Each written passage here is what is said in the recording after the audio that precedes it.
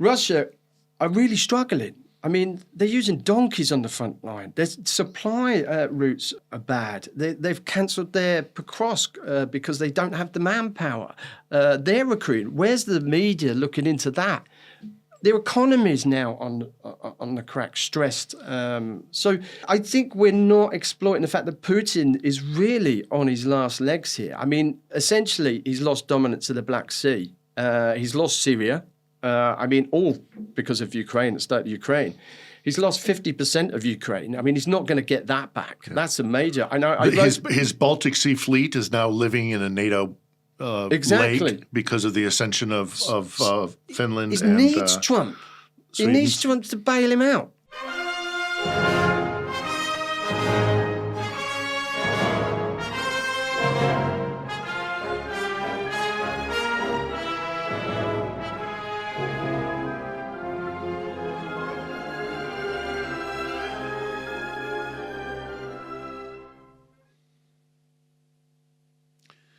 Hello, and welcome to episode 41 of On the Edge with Philip Ittner.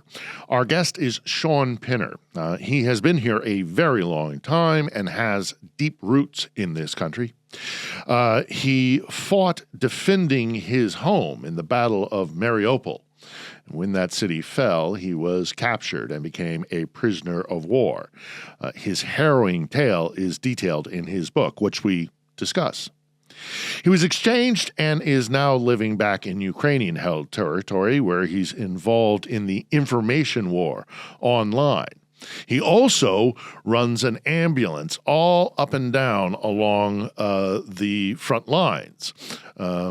So he was kind enough to come off of that battle line to join us in studio here in our Kiev location to discuss what it's like out there. It's worth noting that not 24 hours before he left and not 24 hours after he returned, the city in which he bases himself came under fire by the Russians. So this is very prescient information that he is sharing with us here today. In addition, though, because things are moving so quickly, we discuss a wide range of topics in a much more newsy atmosphere. This is a snapshot in time of this war. We talk about all sorts of different things, given that he has a unique experience and perspective from along the front line to a bigger picture here in Ukraine to indeed globally. We talk about it all. So, Shaun, thanks for coming into the studio. I appreciate it. I know you're a busy guy and you spend a lot of time out east, and we're going to talk about that. But of course, one of the things that brought you to prominence was fighting in Mariupol, your capture by Russian proxies, and your time as a POW. We've spoken to another POW previously on the show, Aidan Ainsley, who that's episode 11. He talked to us a little bit about his time in captivity. What was your experience like? Well, we're at similar places at similar time, but I didn't really see much of him. And he's got a different story, obviously. Right. I come with 13 years in the military, 9 of them in the British Army. Mm-hmm. I'd had resistance training, saw my first war really in Bosnia, so war wasn't really new to me here. I'd worked with Covert Operations Platoon doing counter-terrorism in Northern Ireland. I did 2 tours of Bosnia, and on my second tour of Bosnia, had resistance training in America, Fort Lewis, Washington State. So I'd had some conduct after capture training, resistance training. So my experience was slightly different, and I was probably the only guy that had resistance training in captivity. My home was Mariupol. I'm married to Ukrainian. I'd lived there since 2018, paid my taxes in Ukraine. So I'd I'd learned Russian because of the geographical location. Right. First, living on the border of Russia. And so generally, I didn't have any formal education in Russian, just listened to everybody else talk and then working with my units and picking up and speaking Rusglish in the trenches, Ukraine's Glish, and building your language up. So I'd had a different experience prior to my capture. So I'd had 2 years with National Guard in Ukraine as instructor, sniper instructor with them. And then I only sort of moved to the Marines when I needed really to cement my time in Ukraine. But at that time I was married. There wasn't many places I could go and sign a contract. And I thought about giving something to get something in return, citizenship and cement my place there. National Guard, you can't be a contract soldier with National Guard. You can be an instructor, but you can't be a contract soldier with National Guard unless you're a citizen of Ukraine at the time. So there was it was a new venture. So I moved to the Marines, became quickly, because of my British military training, became airborne. So I was the first foreigner to really pass all aspects of parachute training, 9 jumps, 4 combat jumps, 1 night jump. Got my wings in Ukraine, became a section commander quite quickly and a BTR commander quite quickly. And then when I learned the language and how to communicate, that really opened the doors. Became a position commander in Pavlopol the year before. And this was my 4th time on the front lines defending my home city. Well, the Ukrainians were very good about that.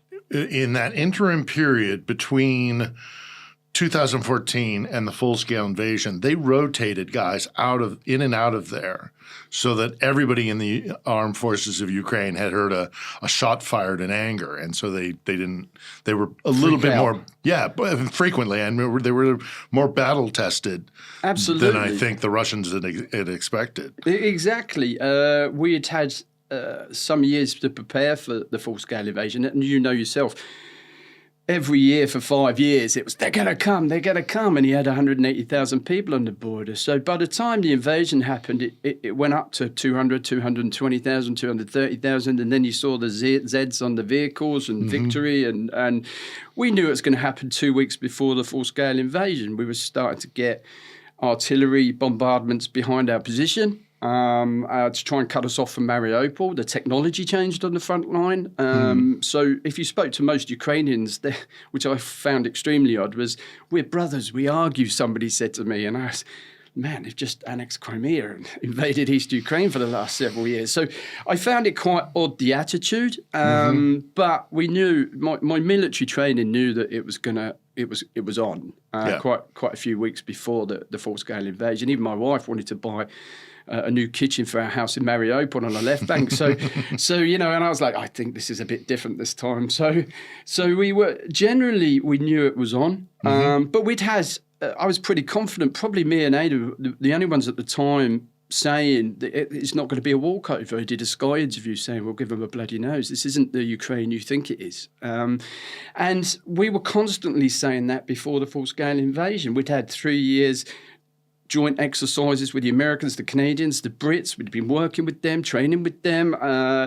So we were pretty confident. We'd moved away from centralised command into decentralised command. So there was more emphasis on platoon sergeants running the admin, because when I got here, it was very centralised, very Soviet doctrine. And there wasn't really a regard for senior NCOs. And if you've been in the military, they're the guys that are running the show. And they provide adaptability as well. They do. And that moving away from decentralised command allowed us to then, when we did start getting casualties in Mariupol, to be able to slot those guys in. And they were able to take up the jobs of section commanders, platoon sergeants that were injured. So, a lot of the defence of Mariupol around 2022, the success we had was largely, I think, down to that adaptability, which the Russians didn't have, because we were overwhelmed. It was, we had a vastly superior force in numbers, and they had air dominance, but they still couldn't take Mariupol for several weeks. Yeah, and that allowed for it, pinning them down there, allowed the rest of the country to continue to prepare for defense. And so Mariupol was essential in that battle. But, you, as you say, you were overwhelmed in Mariupol eventually, taken prisoner, went into a prisoner of war prison. What was the experience in the POW camp? Well, my resistance trainer had told me that the actual initial capture is the most dangerous. So I'd already started to plan for, around sort of April that we were going to evacuate the position because it became untenable. 60% of our platoon was injured and killed. So I started to prepare for that, strip down, take all the intelligence off myself. And then when we did eventually get out, it took 2 goes to get out.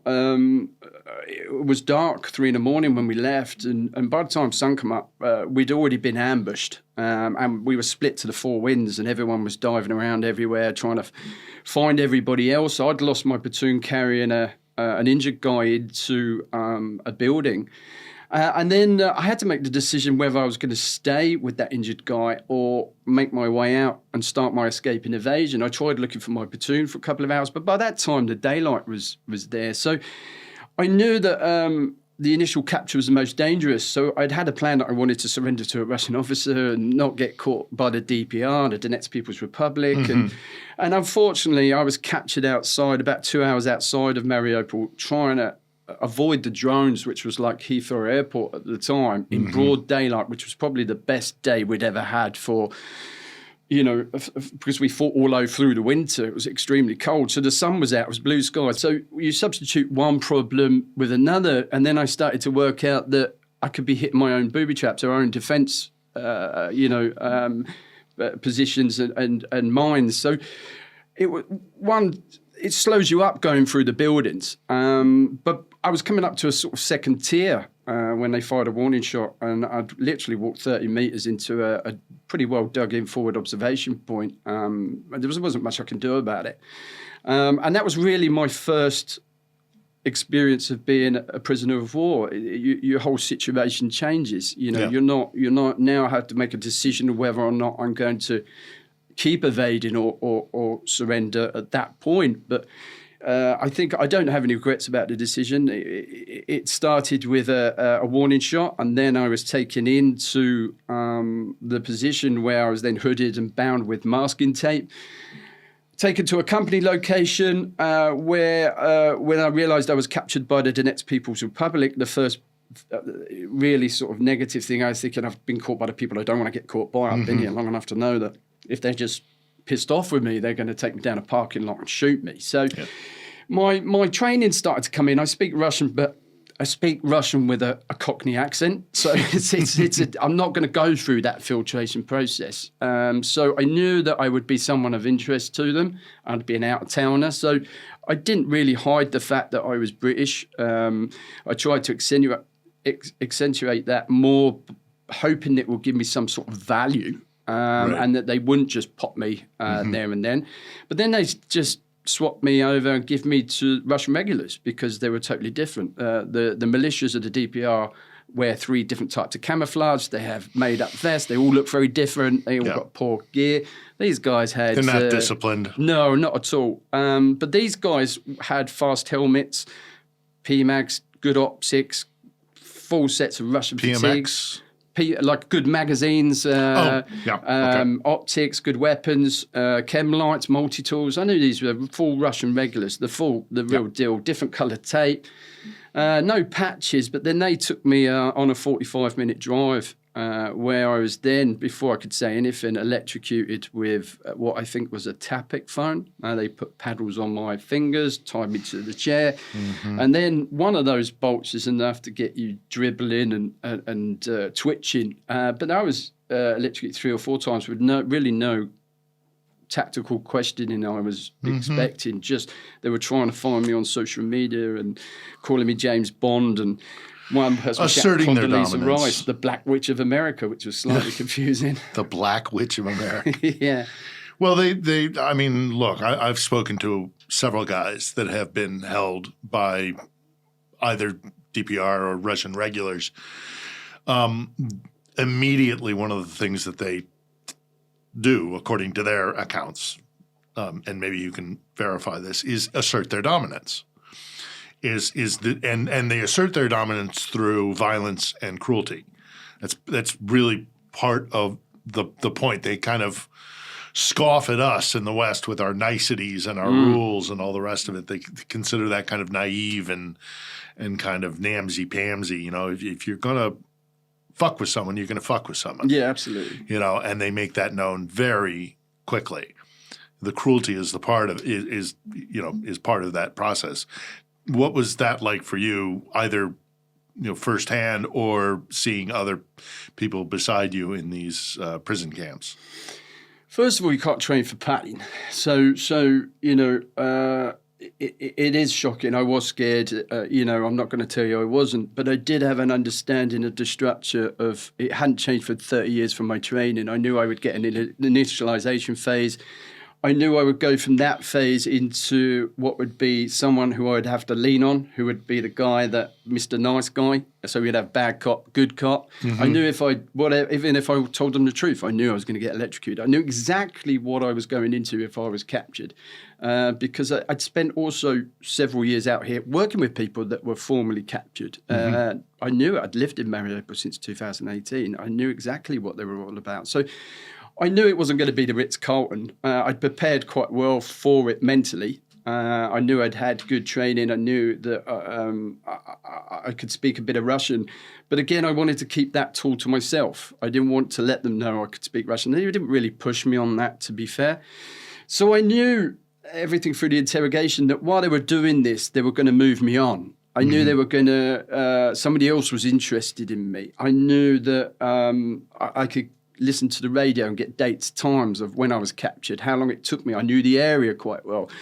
So having lived in Mariupol, so I was quite confident. The brain just switched from 7 weeks of fighting then to being captive, which it just naturally switched. So you can't prepare for the pain and the treatment, but the system-induced pressures generally I found quite easier than the self-induced pressures, which came later on, which we'll talk about. But the pain didn't stop. They stabbed me in the leg I got a 3-inch knife straight into the leg, where they obviously knew I was someone that could have been trained and didn't want me running anywhere. So that's why they did that. They then took me to the nets, where for the next 60 days I was used as a propaganda mule. I'd had training in that too, so it wasn't a culture shock. I knew what to say, when to say it, not give them too much information, make them work for it. So that all just kicked in because I'd come to close to death so many times in those 7 weeks that by the time we got there, I had this attitude of, if I'm going to die, if I'm going to get out of this, I need to hold my head up high and say I did a good job. And I don't think I could have lived with myself if I'd have just caved in, told them everything, been bunged onto a YouTube channel, or, they had pictures of me singing the Russian national anthem. So I had boundaries at the start where I wasn't going to cross. And, you've got to be willing to take a few hits to get to that point where it got a bit easier once we got transferred to Makivka, 97. And out of the black site, because the black site was just for 60 days, we only had bread every now and again. And I think the actual starvation element of that is probably worse than anything, because it's with sleep deprivation as well. Sleep deprivation. Yeah, if I described a cell in the black site, it's an isolation cell. So you're in there by yourself. There's no window. There's a light on 24/7. You can't turn it off.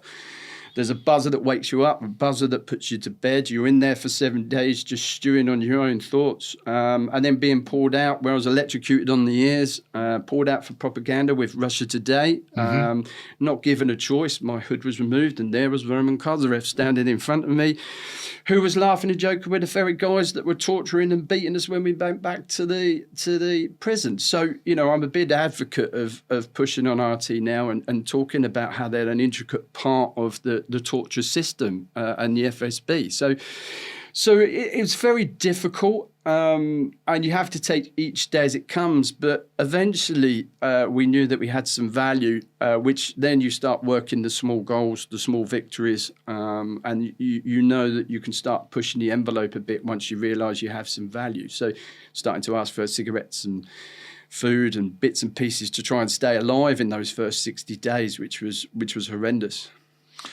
I can only imagine. I mean, it's we hear these reports from captivity, and they commit war crimes every day. They torture. The treatment is inhumane. Starvation, sleep deprivation.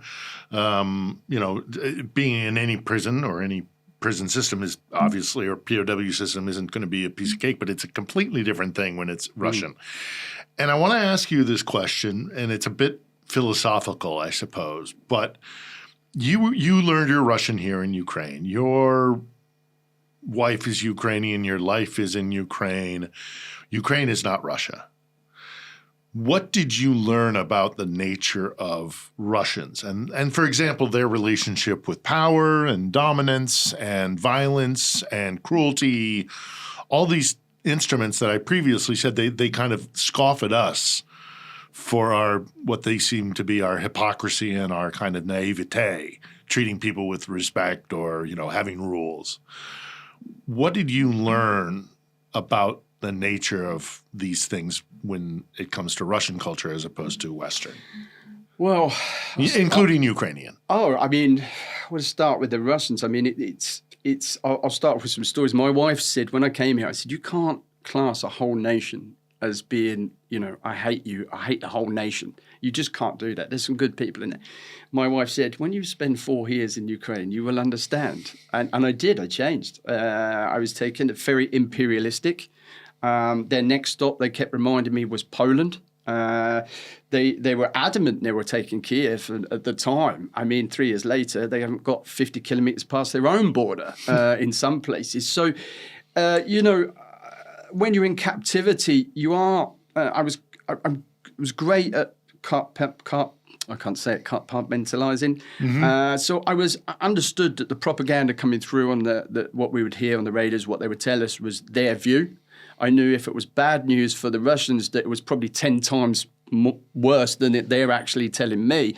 And obviously, they're very believe their own hype, which is incredible because some of the interrogators I had to deal with were incredibly stupid. I had 45 minutes of explaining to my interrogator in one interrogation how the British media worked and how, who owned what papers and how political, because they just didn't have a clue. So it can be incredibly frustrating that, that we sit here and think the FSB, they're really good. They are good in some areas, but they are incredibly bad in other areas. So it was quite a shock for them to actually have a British guy at the time because a lot of the guys I met had never met a British guy before. So nobody really spoke English. So we had to communicate through translators, which again didn't repeat what I'd said. And I had to pull my translators at the trial, Aidan too, saying, you're not said what I just said, and that's when they realized I could speak a bit of Russian, even to the point where I had an argument with the judge who was telling me that, do you see Russia in here? I knew exactly what he was saying. He was saying that, it's the Donetsk People's Republic. It's nothing to do with Russia. Right. Yet in the next room was a portrait of Putin hanging on the wall. I'd watched Russian air superiority, bomb Mariupol. So I was in the trial, I was getting immensely angry at the trial by public opinion, which is now how I know how the Russian judicial system works. The capture, the RT pumped out to the masses that we've got a Nazi mercenary terrorist, when the truth is I never actually left the country I had legal status in. Not by any definition of mercenary.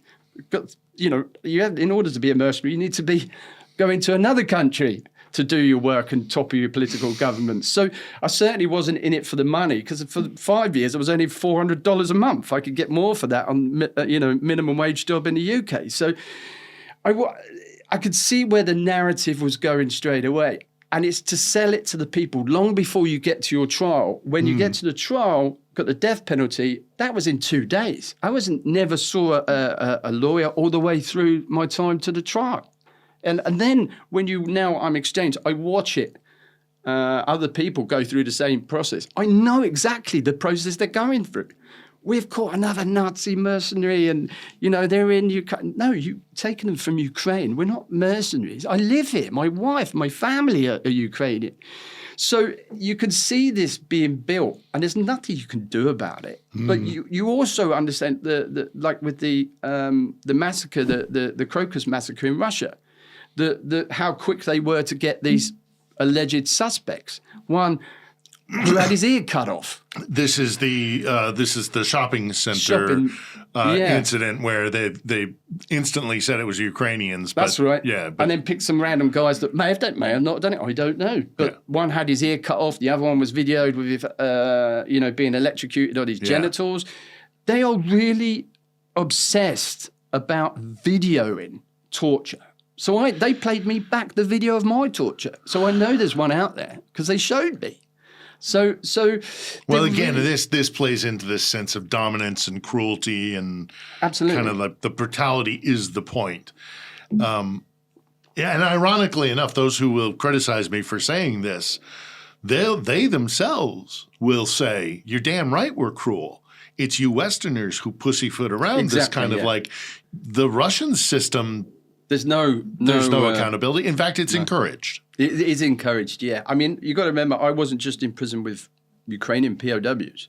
I was in prison with civilians. I was in prison with a 19-year-old train driver from Mariupol who was pulled in, who was beaten badly and electrocuted. One of the NGOs I was with, a British guy, was hung on a hook for 12 hours.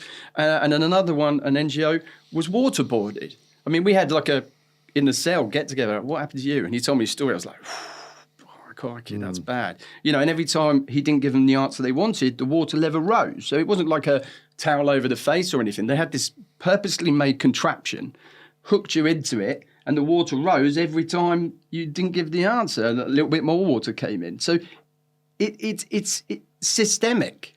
It's through the whole of the Russian judicial system. So you're guilty as charged before you even get to court. So it's about minimalising that. So even when we tried to plead not guilty, we were told we couldn't do it. And to stop the cameras. Famously. Yeah. And Aidan, there's a well-known picture on the internet with me and Aidan looking at this thing, saying, talking to the lawyer, saying, "What do you mean we can't say not guilty? You can't do that." Well, because it's not about legal process. It's again about this sense of dominance and power. The idea of the rule of law is they're not interested. It's really about application of power. It's about saying torture's really good. It's not how people perceive it, like in James Bond. Tell us what you know. We're gonna. It doesn't work like that. How Russia used torture is they want you to say guilty at the trial. Because then that takes the emphasis of if you die in prison, it's not going to fall back on Putin on the stuff. So, and it's really good at getting you to admit to things you haven't done and places you haven't been. And eventually you will crack. This is the problem with torture that we've kind of recognized in the West. It just doesn't work.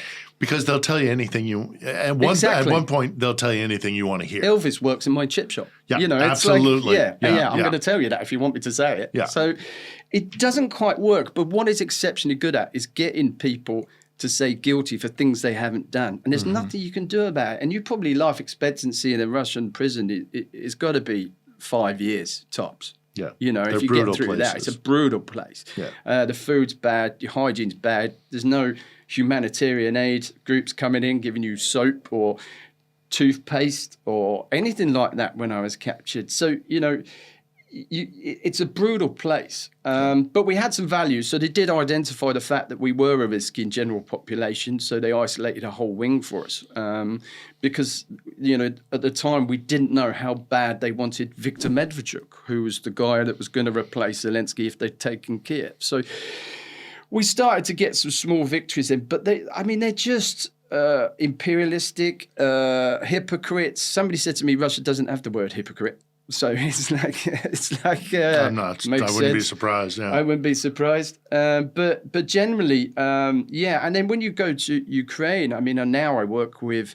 I'm not saying we're not guilty of any war crimes. A war crime's a war crime. It should be investigated. It should be dealt with properly. But, Ukraine is audited by the UN under the Geneva Conventions. Yeah. We do have humanitarian aid groups to check on the welfare of prisoners. Russia doesn't have any. No. That should tell you everything. So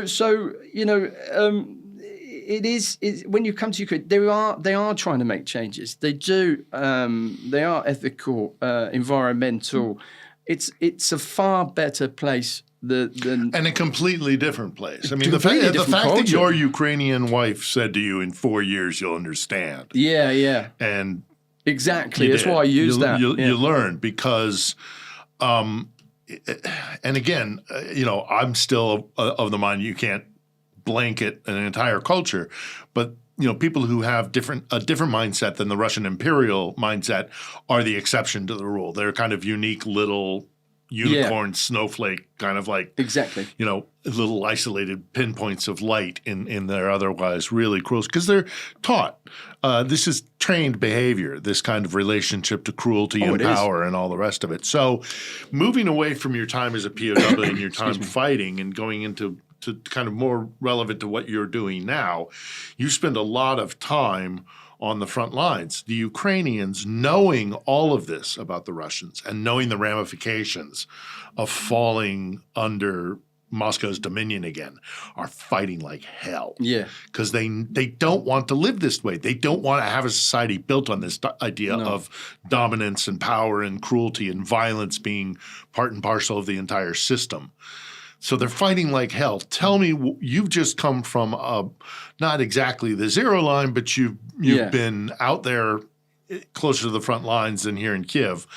I, having set up the show and being preoccupied, haven't been out there in over a year. So tell me, what's the situation out closer to the front lines? Well, I use the phrase, I can't remember who said it, but it's not the enemy you fight in front of you, it's the love you fight for behind. It's pretty much like that.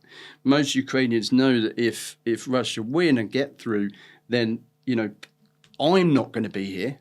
I'm going to disappear. Anybody connected with the government's going to disappear. Family, suspected you're going to disappear. Yep. So everybody knows that. So you'll be rounded up. There'll be a show trial. Gone. You won't see anybody. So everybody knows that, which is why they're fighting for their lives, because everyone knows that if they get in, that's going to happen to their families, people they know. And you've got the other bit, you're fighting on the doorstep. It's very difficult to fight an enemy, in Russia's point of view, that are fighting for their home.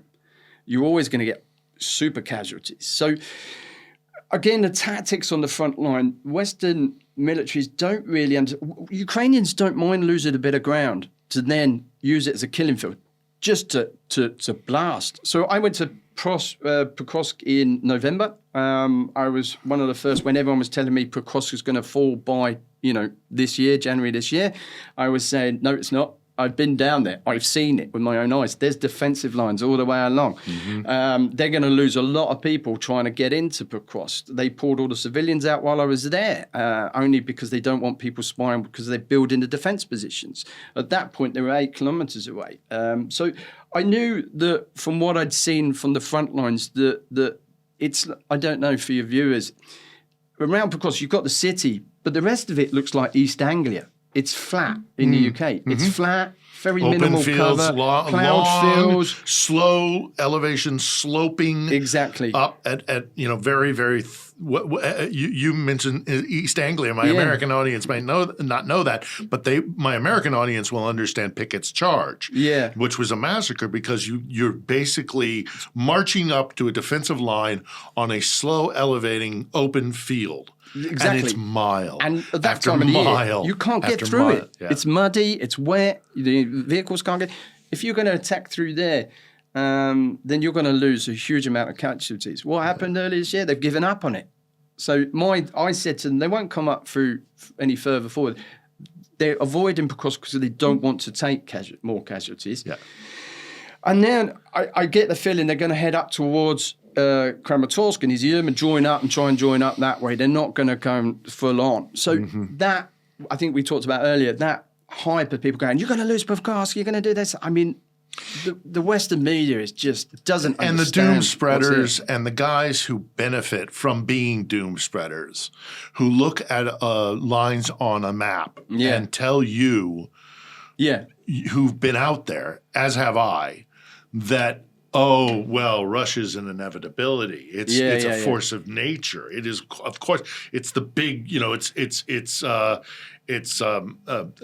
Goliath, David and Goliath's kind of thing. Eventually, obviously Goliath is going to win. Well, we know how that story turned out. Yeah, absolutely. I've been out on those areas. You've been out on those areas, and it is just line after line after line, and they will suffer hugely. I think you're right. They struggled to take up Kramatorsk or an Avdiivka or a Bakhmut. They may eventually inherit it. It'll all be rubble, but they may inherit it. But then they go to the next town and the next town. They struggle to take these little towns of 60 or 70,000. Kramatorsk is at least over 100,000 built, a city built for over 200,000, I would bet. They're not going to take it. Somewhere in that ballpark. They're not going to take it. This doom spreading of like every time they take a kilometer that, woe is the Ukrainians. It's an unwinnable war. Bullshit. This is an imminently winnable war. And as a matter of fact, I don't think the Russians have the capacity to win, quote unquote, whatever win means, this war, because they can't change the government in Kiev, and they're not going to take Odessa, so they're not going to regain the Black Sea Fleet, dominance over the Black Sea. I don't know. You work in the information warfare sphere now as well. How can we convince Western audiences that not only is this not an unwinnable war, but this is, Ukraine has this well in hand if they are supported properly? Well, that's a very big thing to unpack there. Look at tenant media, for instance, how much money the Russians are paying. I think we're in a day and age with the internet that the accessibility, even a garbage man in St. Petersburg has a voice now. One of the biggest problems we have in Ukraine is that the dregs of humanity, the drug addicts, the alcoholics, the gangsters, will do anything for cash. The social media and the internet has just made that accessible for people like the FSB to exploit that. So someone wanting the next fix will go and torture a Ukrainian vehicle for a little bit of cash, bump somebody off for a couple of $1,000s. That's the accessibility where we are with the information war now and social media. The accessibility of being able to recruit people.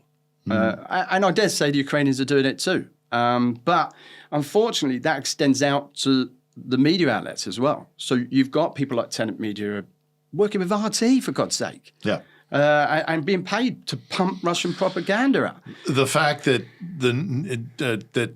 Trump's newest administration contains all these people in his inner security cabinet. Yesterday, Tulsi Gabbard, who openly says that in the past that was her main source of information for her was RT.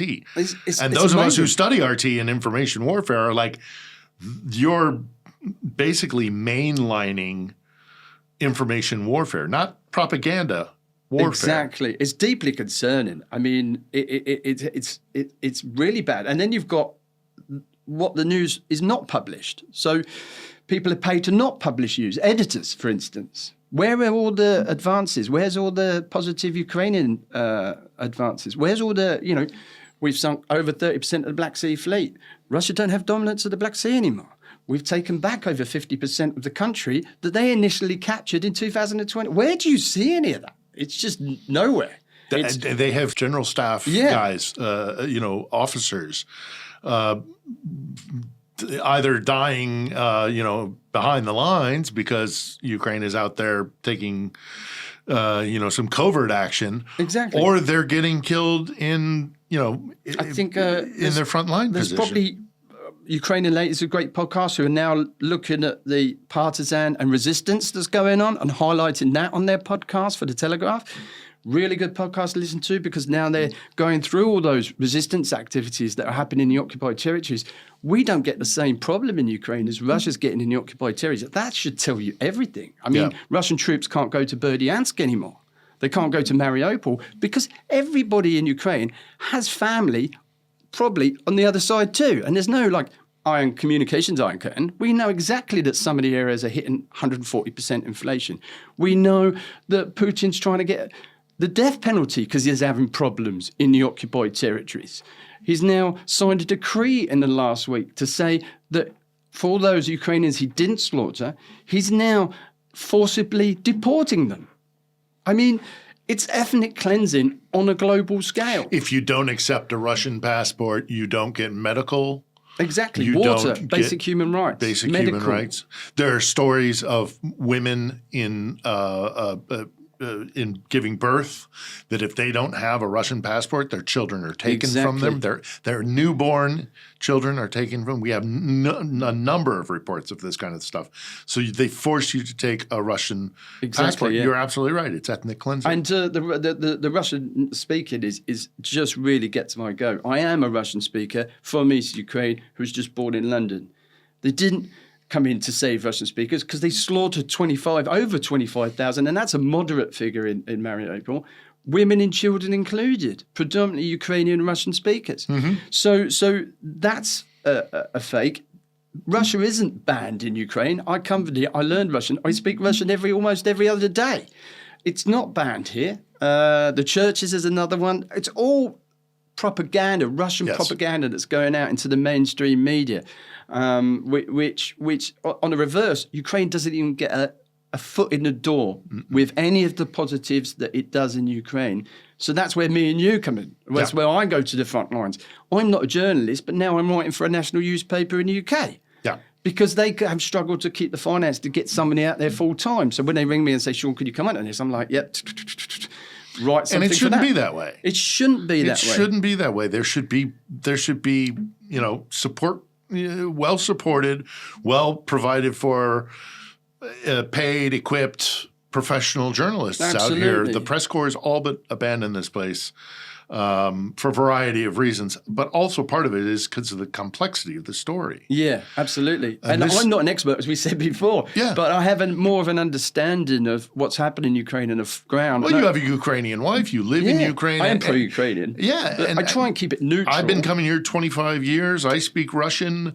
I've lived here for the last 3 years, and I still feel like I'm only scratching the surface, Yeah.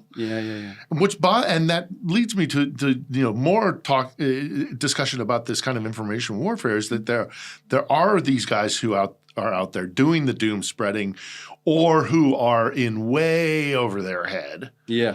And don't understand the complexity that there's very few news organizations have a reporter posted here learning the intricacies and the stories and the complexities and the three-dimensional aspect of this country. And they just don't do it. And it drives me nuts.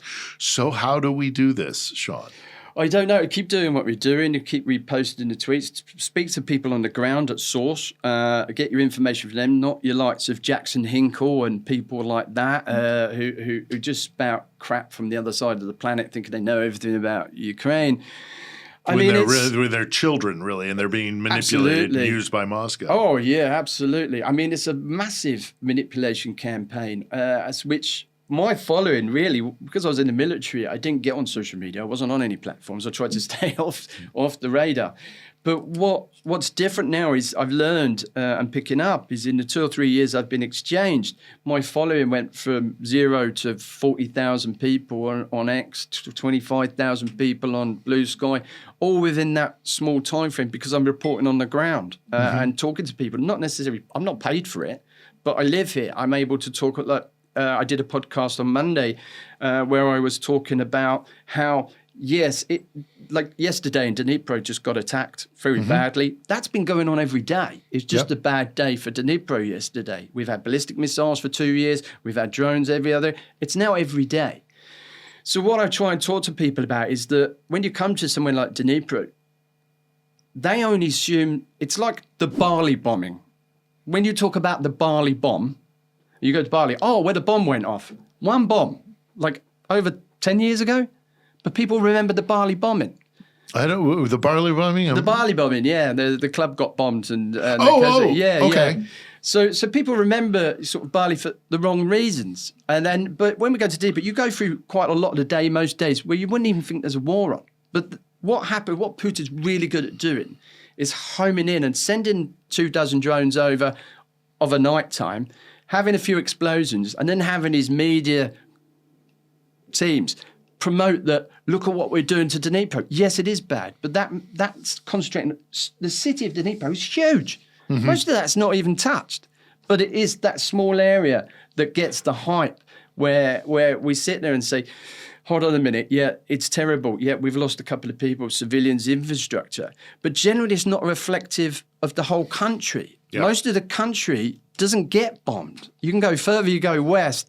It just doesn't. It's not like that. Well, we Business have and life very good goes air on. defenses here in the capital, as we should. As you should, As yeah. we should. This should be one of the most protected cities in Ukraine, and it is. Yeah. But even we still get, middle of the night anti-aircraft stuff, which is, going up into the air. You see explosions midair. You get debris coming down. No place is safe in Ukraine. But you're right. It's worse out east. And so I want to talk to you about being out east, because you talk about it's not really that Putin would like us to think it's worse than it is. What I've heard are two things. I've heard from people out east who are, of course, resentful of the West not being more supportive and providing air cover for them, but they hate the Russians. Yeah. Every time they get bombed, every time that something goes boom, that hate goes up. It's a completely opposite. Same in the Blitz. Of what the intent is, and I don't think Moscow understands that. So I hear the resilience of the Ukrainian people, but more than that, I also have, when you get Ukrainian soldiers who kind of rotate back, you will hear from them that they're the ones that want the war to go on to a just end. Yeah, I say that all the time. More so even than some people who are in relatively safer places, because they just want the damn war to end, which is also completely understandable. Yeah. But when you lose guys, when you're under constant attack like you are out east, it seems to me it even steals their resolve. What do you think about this difference between guys who are in relative safety and the guys who are out there in frontline cities like Zaporizhia, Kharkiv, Dnipro, Kherson? I pick up casualties now from, they're not at the stabilization points, but they're critically injured normally. We move them to the specialist units, part of my charity, Prevail, or not my charity, but the charity I work for, Prevail. But Chris Garrett is a founder, and his partner's a founder at that, and they worked over here since 2014. Chris has, and paramedics, and he's an EOD guy. So we move a lot of casualties to help support the local logistics and the ambulance crews, so they're not with our ambulances, so we can get them out. And we take every civilians, soldiers, even Russian POW one person took. So we take them all. And a lot of the guys that are coming off the front lines are generally, I was surprised on my first day and my first week on the job, how chipper they were. And there was guys with bandages on their eyes, and that you could crack jokes. And one guy had bandages on his eyes, he couldn't see, but spoke a little bit of English. And I said, he said, "Do you have a cigarette?" And I said, "Haven't you had enough smoke?" And he just started to joke. He said, "Don't make me smile." And he couldn't see. And I talk to them, and they talk about their injuries, and they're like, "Yeah, we're giving them some shit in Tourette's, or we're taking." I mean, totally the opposite you would expect. I mean, they're generally quite chipper because they're coming off the line anyway. But these are some really serious casualties. Missing limbs and can't see. But generally, they're still. I'm absolutely surprised at the attitude of them when they come back off the lines. They're like, "What's going on? What's happening?"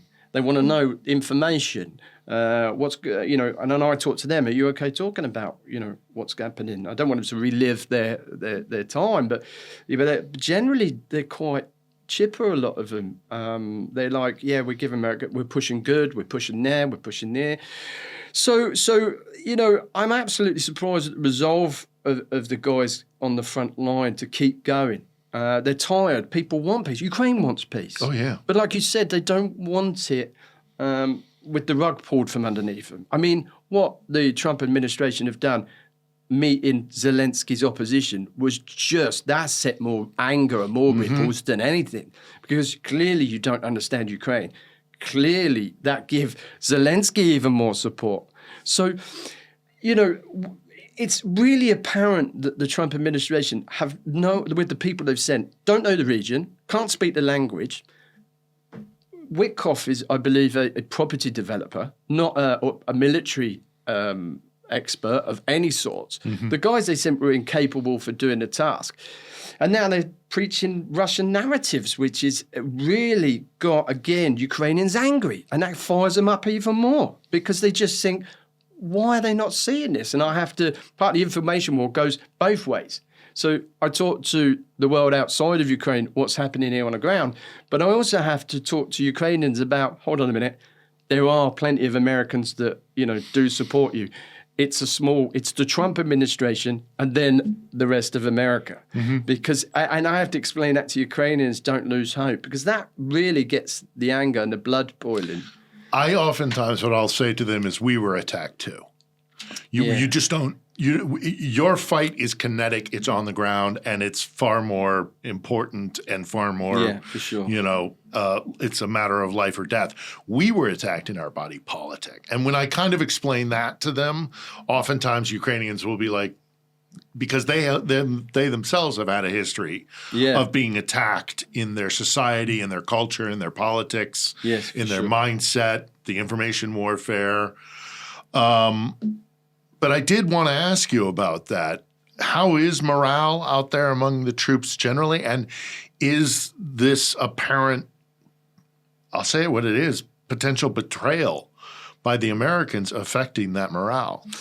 It is. That's what affects the morale. I mean, Zelensky's opinion ratings have gone up. I mean, it's ridiculously, the morale is I'm still surprised how cosmetically we still hold it together a lot of the times, with people like in Dnipro, business goes on, nothing, it's like some days there isn't a war.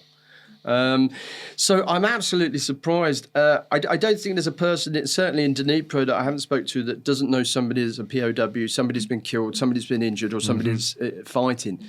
I think there are two contentions on the front line. One is that some people have been doing this for a long time and want to come off the line. I think they've earned it. The mobilizations were one entity, but none of it seems to be really to do. It's still hatred for the Russians. I mean, there are some groans and grunts about mobilization. It's certainly not the individual cases where people are getting picked up and put into cars. I've never seen one in the whole time I've been here. But I do know there is a conscious, I don't know, worry that people might get picked up. But generally, the morale is still, want to fight, still want to push. They just don't understand why they're not getting support. And even Europe, this is not just America bash here. One of the things I do agree with Trump on was that Europe should spend more money and increase its defense. We should have less reliance on the US as NATO and Europe. I've been pushing that well before Trump said it, years ago. But now it's come to a crunch point where Europe had just buried their head in the sand and just really, really not done what they said they should do. And it's taken a long time. I think we're getting there. I think Europe is starting to understand the situation now. I think the latest signal gate has really got now Europeans changing their stance completely, because it's all out there. The feelings, the hatred, it's there. I think there's no way that and the lack of, how can you trust an ally if they're going to leak like a sieve like that? That's just for any veteran. We're brought up with oh God, if you were one of those as being the buzzword. If you were one of those F-18 pilots, how would you be feeling? I'd be fuming right now.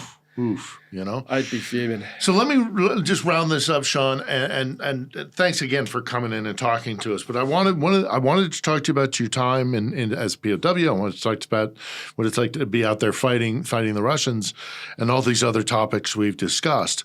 But I really wanted, as somebody who's been out there on the front lines, or along the front line, I contend, having been out there myself, that Russia does not have the capacity to take any large settlement, including Kramatorsk.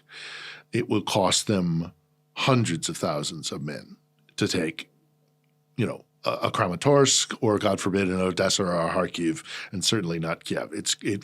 They would lose hundreds and hundreds of thousands of more men. What is your impression of what Russia can achieve? And what is your impression of what Ukraine can defend? Oh, let's start with Ukraine because that's easier. I think if people just did what they said they were going to do, we wouldn't be in this position now. You know, if we were going to get the weapons, we didn't go through that year-long drought where we had no. We've been through that. So even if they stop the military aid, it's going to be another year before any of that takes shape anyway, or starts to have an effect in Ukraine. So I still believe that you should. You know, Ukraine is a better military on the whole. I mean, it's gone in first country to invade a nuclear power. I mean, it's in Belgrade now. You know, the only people that's holding Ukraine from winning this war is Europe and the States. I mean, that's a given. Russia are really struggling. I mean, they're using donkeys on the front line. Their supply routes are bad. They've cancelled their Pokrovsk because they don't have the manpower. They're recruiting. Where's the media looking into that? Their economy is now on the crack, stressed. So I think we're not exploiting the fact that Putin is really on his last legs here. I mean, essentially, he's lost dominance of the Black Sea. He's lost Syria. I mean, all because of Ukraine, the state of Ukraine. He's lost 50% of Ukraine. I mean, he's not going to get that back. Yeah. That's a major. I know. His Baltic Sea fleet is now living in a NATO lake because of the ascension of Finland. He needs Trump. Sweden. He needs Trump to bail him out. So, you know, I wrote the other day on my social media feed that whatever you think now with these peace talks, what you've got is that loss of dominance of the Black Sea is such a major victory for Ukraine because, one, they didn't even have a conventional navy. So it's changed naval warfare forever. So that in it, just that one bit is such a major victory for Ukraine. They shouldn't let that go. So, you know, all these free trade routes, I'm a bit skeptical about that.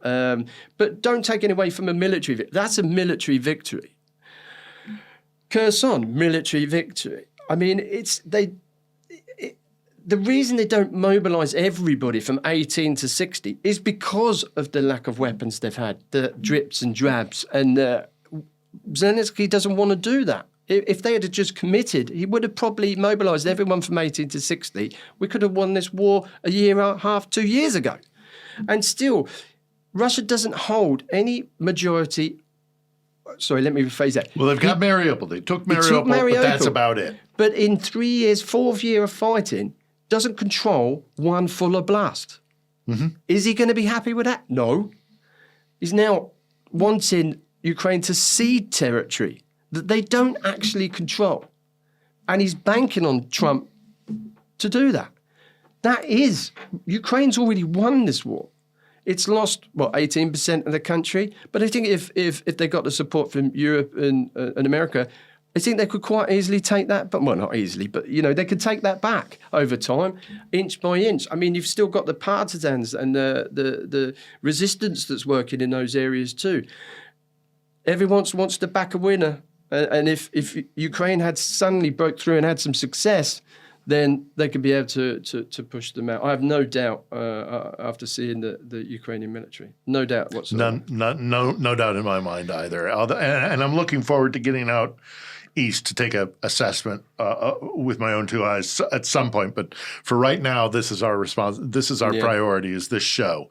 Because I, along with you, think that the information warfare landscape is essential. It is essential. It's another front. Success. It's another tangible front in this war that has real cost analysis in terms of loss of life. So you have your book out, Live, Fight, Survive. Everybody can go and get a copy of that. Tell folks where they can follow you to get more, daily information. I'm on X. I'm on Instagram. You'll find me, Shaun Pinter, on there. Snowy UA 100. We'll include the links below. And then I'm pretty much on Blue Sky as well. Same. You'll find my name, Shaun Pinter. But I do talks and public speaking now, and hopefully a trip to Canada very shortly. I'm still waiting for my visa from America.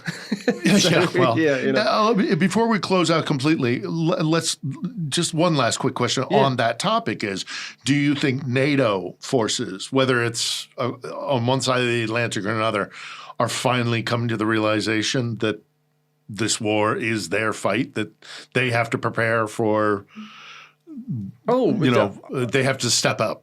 I work with the military, including the American military, and talk about my time in captivity, and then that escalated on to operating on the ground in Ukraine, their focus is still on Ukraine from what I heard.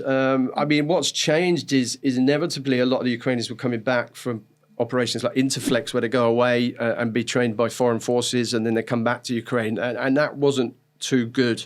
The feedback from that wasn't very good. The Ukrainians will come back and say they don't understand the situation here. Fast forward 2 or 3 years, now you've got JSOC in Poland, you've got Ukrainian instructors talking to Matra. Ukraine's going to be training the world after this, not just in drone warfare and the innovations they've made here and, fighting the Russians on the Black Sea, but their instructor's going to be teaching NATO troops how to fight in trenches. Because one of the things I learned when I came here was I come with all these NATO standards and, my training with the British Army, but they taught me how to fight in trenches. They taught me to live off the land. They taught me how to fillet fish, find rock in the rivers and chop wood and build defence positions. My defence training in the British Army was probably 2-3 weeks long. And that's something I learned from them, which I now go to talk to the militaries in Europe and say, hold on a minute. You need to listen to these boys because they're fighting this war every day. Mm-hmm. Look at the drone and the drone wars. So I'm able to be that link between Ukrainians on the front lines and how they're fighting, listen and watch what they do, and then go back and talk to the militaries about, listen, have you looked at this? Have you looked at that? Fiber optics, how they use fiber optics. The newest one was the gas attacks recently around New York by Russia on Ukrainian troops around New York and Kupiansk. It seems to me the Russians are using drones more when they're short of artillery, and now they're bringing in 40mm capsules full of, riot control agent, a more concentrated, dense riot control agent to pop into trenches and pop through slips and gas Ukrainians out. So, we've had a number of casualties with inhalation problems. Some I could see are definitely chloropicrin or some sort of riot control agent. Some are unknown. But that's how bad it is on the front. And I'm able to go back and talk to Western militaries about that, about how they're using that. Well, the Western trainers and officer corps should be listening, in my opinion, to the ZSU, to the Armed Forces of Ukraine, because they've been extraordinary. Yeah, absolutely. And I think you would agree with me there. And then also the people of this country. I'm constantly humbled by what they're doing and the resilience here. So I'm privileged to be here. It's been humbling, and I'm proud to stand beside these people. I suspect you feel the same way, especially with your family ties here. Thanks for coming and sitting down with us. We'll include all the links and everything so that folks can follow you and learn more from you. But if there's anything else you'd like to add. No, I think we've covered it all. I could talk with you all day about this. Of course, we could talk for hours, but to try and keep it to a reasonable runtime, we'll close it down. Shaun Pinter, thanks very much for coming and talking to us. I have no doubt in the strength and resilience of the Ukrainian people. I think you would share that opinion with me. So everybody out there, Geroyam Slava, keep supporting Ukraine, support voices like Shaun's, support this channel on the Edge, and let's get the word out there. Ukraine can win this war if we only just support it. Thanks again, Shaun. Thanks a lot. All right. Cheers.